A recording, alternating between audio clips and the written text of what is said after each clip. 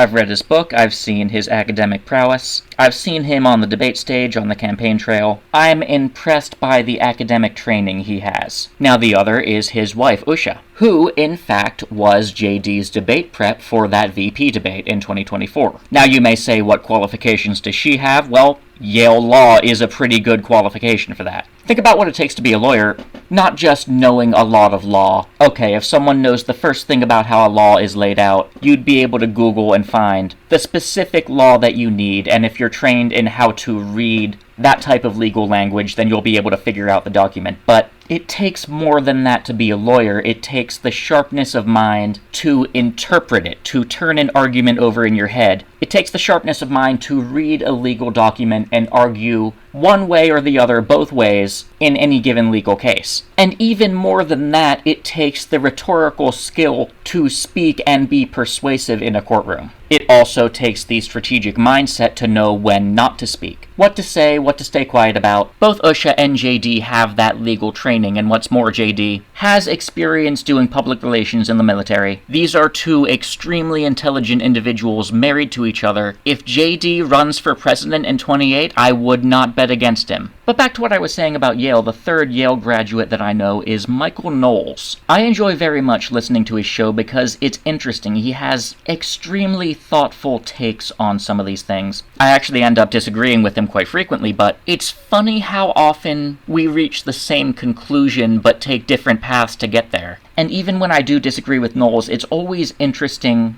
to really listen, to really turn over in your head the issue he's talking about and his reasoning for it. So that is what I've seen of Yale graduates, and I am impressed. As far as what this book felt like to read on a more superficial level, it reminds me a bit of Gulag Archipelago, not in the depressing ways, but because Solzhenitsyn lays out a lot of the first-hand experiences, lays that in front of the reader, and then with that basis, that's when he starts getting into the real main point of the ideas he wants to convey. And it feels like a similar way that JD went about this, lays out all the story of his childhood and his family, and then the parts during and after his time in Yale Law School, that's when he starts laying out a lot of his ideas.